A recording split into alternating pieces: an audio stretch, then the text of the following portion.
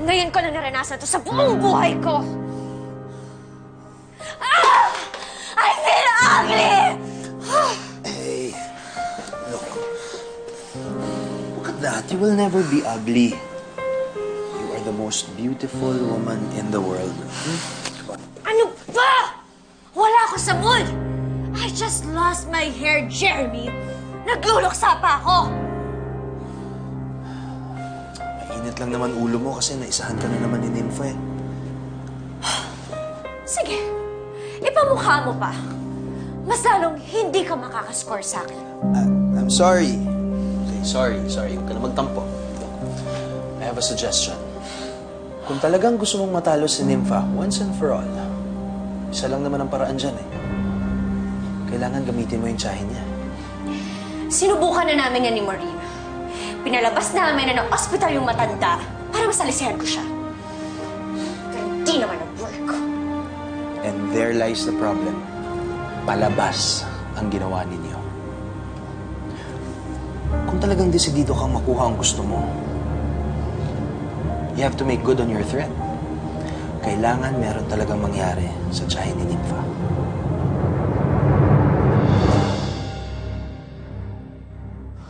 Ay, simple lang ang game plan natin. Sasama natin yung tsahin ni Nympha sa rest house ko sa Tagaytay. At hanggat hindi pumapayag makipagpalit si Nympha, hindi natin siya papakawalan. Kidnapping? No. Hindi natin siya kikidnapin. Sasama siya sa atin ng kusa. Voluntary kidnapping. Paano naman natin makukumbinsi yung aling denang na yun na kusang sumama sa atin? Alam naman yung mortal na kalaban ako ng pamangkin niya. Now that you mention it, alam nga natin na sasama lang yung matandang yun sa pamangkin niya. So for now, you have to say goodbye to Rosette and say hello to your mortal enemy, Nympha. Bagay.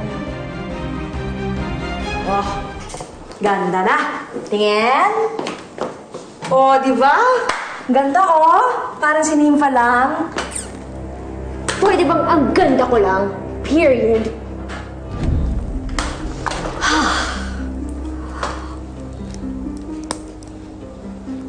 Oh, kakalagay lang. Lagay na naman ulit. Tigilan mo na nga yan. Bitawan mo yan. Ano ba? Si Nympha hindi nagme-makeup yun. Kaya dapat din ba ka rin sa pag-makeup?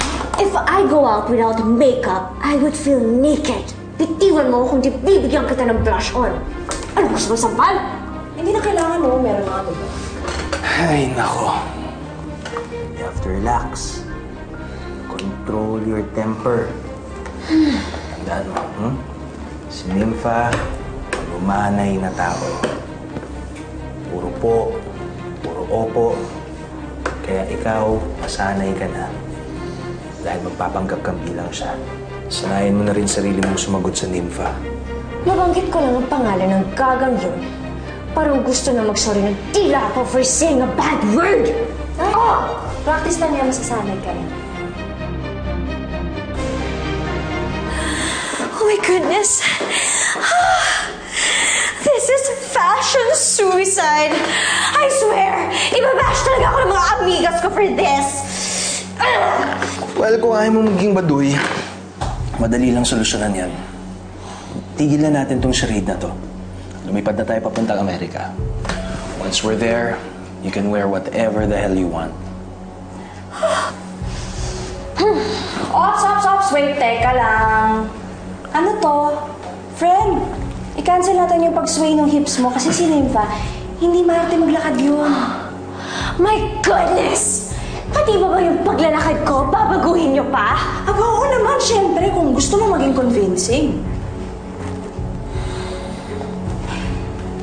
Pabihan. How dare you! Ano? Ingod-budiyot ka mukha mo! Hey! Relax. Tsaka hirap gawin ng buhok na to, no? Ano ka ba? Hindi kasi ganyan mag-react si Nympha. Alam mo, ganito kasi yung trick niyan. Isipin mo naka-volume ka. Ganun.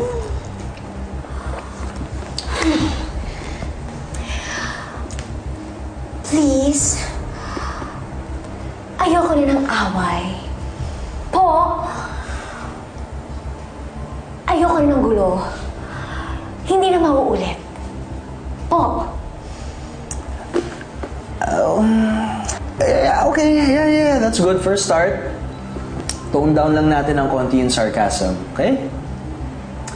Now, imagine mo si Maureen, si Alin Denang. Paano mo siya kakausapin? I'm just gonna say hi. Ay, naku, mali. Hindi naging English si Nympha, remember? Okay, fine. Sumama ka sa akin, may pupuntahan tayo. Ay, Ay, come on. What? Alam mo naman kung gaano ka-close si Nympha sa tiyahin niya, di ba? Lagyan mo naman ng konting lambing. Alam, kung hindi mo siseryosohin itong ginagawa natin, this won't work. Bakit? Akala niyo ba ang dali-dali nitong pinapagawa niyo sa akin? Eh kung kayong dalawa kaya ang maging Nympha, gagawa na lang ako ng paraan to get my life back.